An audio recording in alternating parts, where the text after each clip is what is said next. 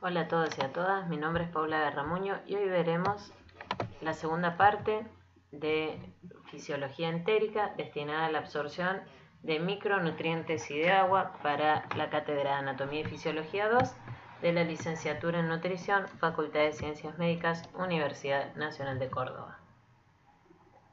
Para empezar, vamos a recordar que la absorción de los nutrientes se da principalmente en el intestino delgado. No es exclusivamente en este órgano donde se absorben todos los nutrientes, pero sí es el principal. En el intestino delgado se absorben los productos de la digestión de los macronutrientes, que son los carbohidratos, proteínas y grasas, la mayor parte del agua, vitaminas y minerales, alcohol y otras sustancias como medicamentos y otras sustancias activas. ¿Cómo se absorbe el agua en el organismo? Por el intestino delgado circulan entre 5 y 10 litros de agua al día. De esta cantidad de litros que circulan por este órgano, aproximadamente en situaciones normales, 1,5 litros o un poco más de 1,5 litros es la cantidad que pasa al intestino grueso. 1,5 litros es la cantidad que absorbe el intestino grueso en condiciones normales y aproximadas, y solo 100 a 200 mililitros se excretan junto con las heces o materia fecal. Es decir, de estos 5 a 10 litros que circulan por el intestino delgado, en un día solo 100 a 200 se excretan con la materia fecal. Todo el resto se absorbe. La absorción del agua se produce por difusión simple arrastrada por solutos. ¿Cómo es este mecanismo? Vamos a mostrar el esquema completo, así lo mostramos más gráficamente. En esta imagen vemos enterocitos, ¿sí? O células intestinales. Esto que vemos hacia arriba es la luz intestinal y esto que vemos hacia adentro, luego de la línea roja, es la sangre o el medio interno del organismo. La absorción del agua se da mediante el arrastre por un gradiente osmótico. ¿Cómo sería esto? Se comienzan a absorber distintos solutos que generan un aumento en la presión hidrostática o presión osmótica, y esto arrastra a las moléculas del agua hacia la célula y luego pasan hacia el medio interno mediante la circulación sanguínea, pero principalmente a través de los vasos linfáticos. La cantidad de agua que se absorbe en el día depende de variaciones en esta presión hidrostática u osmótica. No existe una barrera estructural para impedir que se absorban moléculas de agua. Bien, ¿qué ocurre con los electrolitos? Vamos a empezar mostrando este esquema para que sea más fácil recordar los diversos procesos que ocurren. Como vemos aquí, tenemos hacia arriba o con esta línea verde esquematizando la membrana apical. La membrana apical es la que está en contacto con la luz intestinal. Luego, las membranas laterales son las que conectan con las otras células, las cuales están unidas en los enterocitos mediante uniones estrechas, y luego hacia el medio interno del organismo se encuentra la membrana basal. Un dato muy importante es que la membrana apical de los enterocitos es permeable a las moléculas de sodio. Sin embargo, la membrana vasolateral es impermeable a las moléculas de sodio y es permeable a las moléculas de potasio.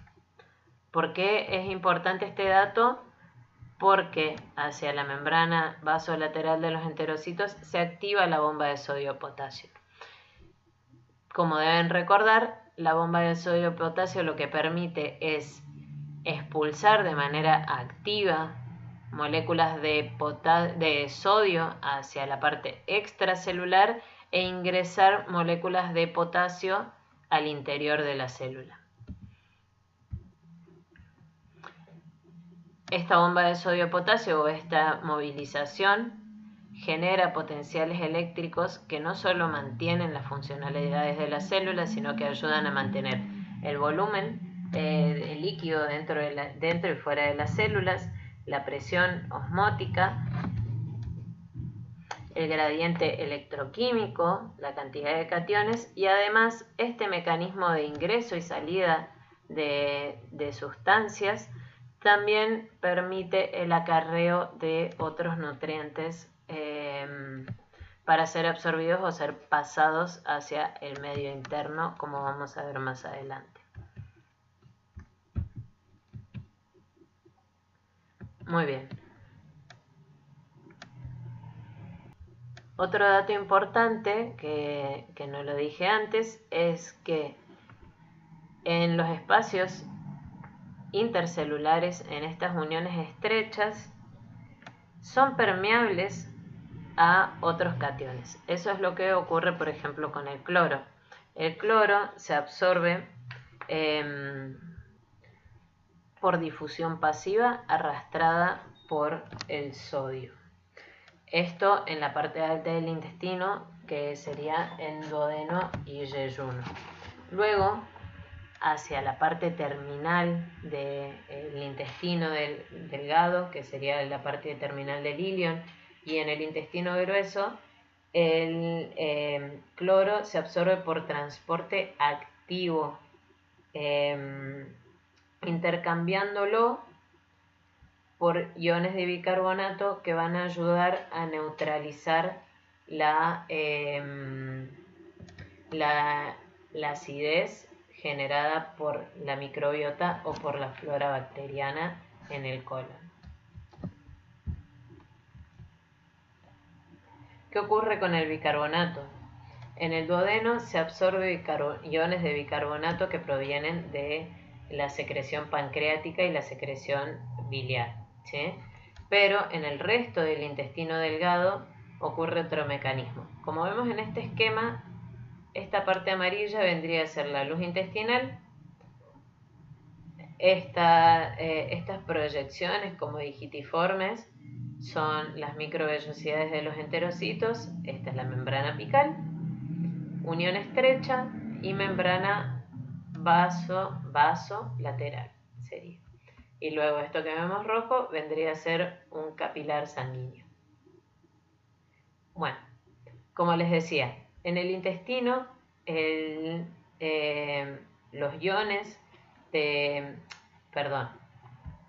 la absorción de bicarbonato o el transporte de bicarbonato depende del intercambio entre el sodio y el hidrógeno hacia adentro y hacia afuera de la célula. Recuerden de que la membrana apical es permeable al sodio, ¿sí? Entonces ingresa sodio, sale hidrógeno hacia la luz intestinal.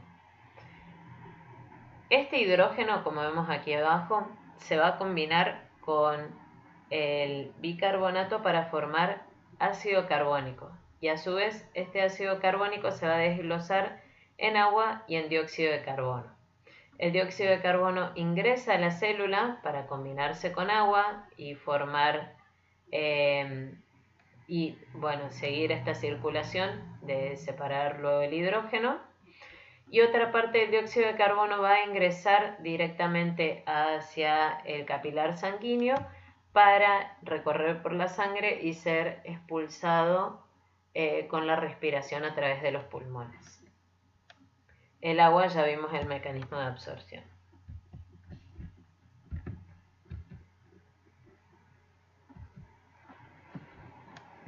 Otros electrolitos como el potasio, el magnesio, los fosfatos, el zinc y otros se absorben principalmente por transporte activo. Aquí tenemos la luz intestinal y este vendría a ser el enterocito, la parte interna del enterocito. Se absorben por transporte activo y otra parte se absorben de forma pasiva en las uniones estrechas en los espacios intercelulares. Muy bien, ¿qué ocurre con los minerales? Los minerales también se absorben principalmente en el intestino delgado o la parte entérica, ¿sí? El calcio se absorbe mediante transporte activo con un flujo bidireccional. Esto significa que el calcio puede entrar a la célula o puede volver a salir de la célula hacia la luz intestinal. De la cantidad de calcio que se consume con la alimentación, se absorbe entre un 20 a un 80% de la cantidad consumida, dependiendo de muchos factores.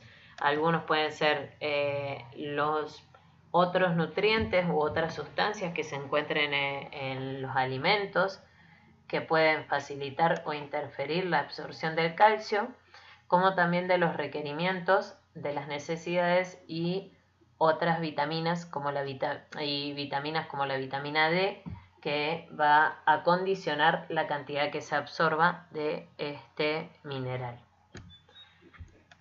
Muy bien, como les dije antes, se absorbe por transporte activo, necesita un transportador, y luego una proteína llamada calvindina, existen otras pero la principal es la calvindina D9K, lo va a transportar hasta la membrana vasolateral, donde por otra proteína, que es una enzima que se llama calcio ATPasa, va a extruirla y mediante exocitosis va a llevarla a la corriente sanguínea.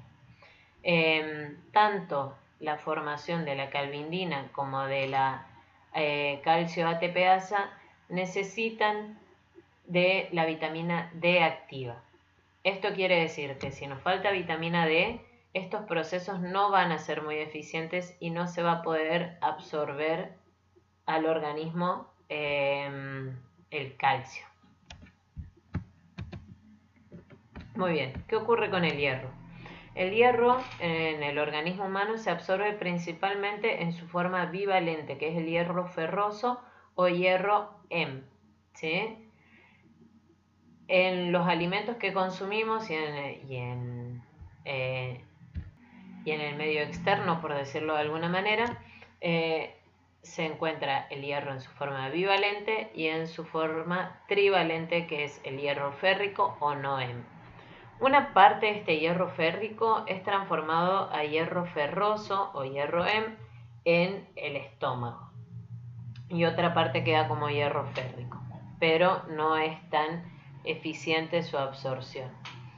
De la cantidad de hierro que se consume se absorbe entre un 5 y un 20%, es decir, es mucho menor la cantidad de hierro que se absorbe que la de calcio. A su vez, el hierro depende de... también tiene condicionantes para su absorción. Algunos tienen que ver con otras sustancias que se encuentren en el quimo, que hayan sido incorporados con los alimentos, por ejemplo, los taninos, los oxalatos u otros polifenoles o incluso el calcio, que van a impedir la absorción de este nutriente, y otros como la vitamina C, que van a facilitar la absorción de este nutriente.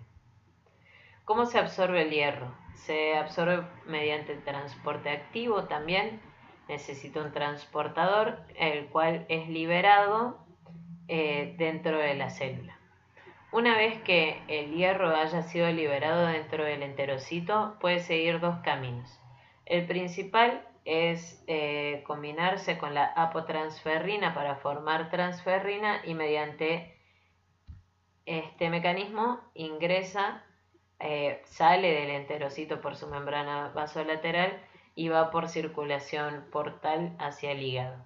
Y otra parte menor se combina con la apoferritina para formar ferritina y es su forma de almacenamiento, o también vuelve a la luz intestinal y es la parte que es eliminada con las heces o materias fecales. Muy bien. Por último, ¿qué ocurre con las vitaminas? Las vitaminas se absorben principalmente en el intestino delgado y hay una parte de las vitaminas que también puede absorberse o que también se absorbe en el intestino grueso. Recordemos que las vitaminas se dividen en vitaminas liposolubles e hidrosolubles. Las vitaminas liposolubles, recuerdan de que tienen una fase lipídica, ¿sí? Es decir, que para ser absorbidas requieren de la emulsión por la bilis y la formación de las micelas.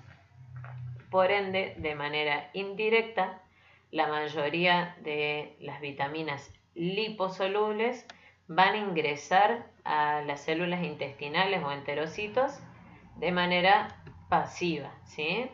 Recuerden que las micelas tienen una fase lipídica, la membrana es una bicapa lipídica, entonces la micela puede ingresar sin necesidad de transportadores. Muy bien. Aquí tenemos las vitaminas liposolubles, que son retinol o vitamina A, colecalciferol o vitamina D, tocoferol o vitamina E y la vitamina K, que son diversas sustancias y tienen distintos nombres, ¿sí? A su vez, la vitamina A, aparte de esta absorción mediante las micelas, puede ser absorbida por difusión facilitada en yeyuno. Y el colecalciferol o vitamina D puede ser absorbida en duodeno.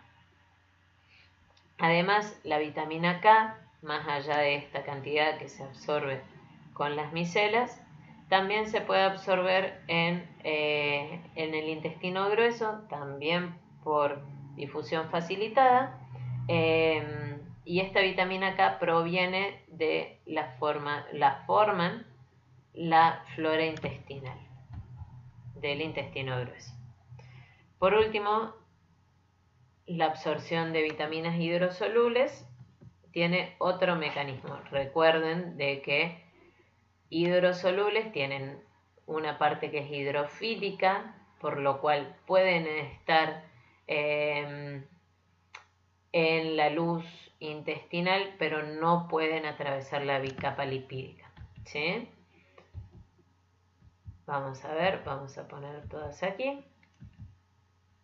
Las vitaminas hidrosolubles son la vitamina B1 o tiamina, vitamina B2 o riboflavina, vitamina B3 o niacina, vitamina B6 o piridoxina, vitamina B9 o ácido fólico, cianocobalamina o vitamina B12 y ácido ascórbico o vitamina C. ¿Cómo se absorben estas vitaminas? La vitamina B1 se absorbe mayormente en el duodeno.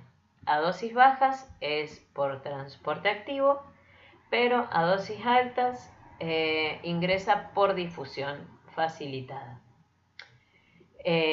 Luego sale del enterocito por transporte activo con la ayuda de la bomba de sodio-potasio, como vimos anteriormente. La riboflavina o vitamina B2 se absorbe en duodeno y yeyuno por transporte activo. La vitamina B3 o niacina se absorbe también principalmente por difusión facilitada en duodeno y yeyuno con transportadores que son saturables. Esta vitamina llega al intestino en forma de nucleótidos de piridina y se convierten en niacina por un proceso de hidrólisis y fosforólisis. Entonces, se puede considerar que esta es la única vitamina que requiere un cierto proceso de digestión previa antes de su absorción, porque necesita una hidrólisis, ¿sí? La piridoxina o vitamina B6 se absorbe principalmente en yeyuno por difusión facilitada no saturable. La vitamina B9 o ácido fólico se absorbe en yeyuno a concentraciones bajas también por transporte activo y a dosis altas por difusión, lo mismo que la vitamina B1. La vitamina B12, por su parte, se absorbe principalmente en el ilion terminal, fijado a receptores específicos y transportadores. Su absorción depende de su unión con el factor intrínseco de Castle, que es secretado en el estómago. Y por último, el ácido ascórbico o vitamina C es absorbido al organismo por cotransporte en el ilion o en la parte terminal del intestino delgado. Esta vitamina depende de su cantidad de absorción o su facilidad de absorción, dependiendo de los depósitos y requerimientos en el organismo. Eso es todo, muchas gracias.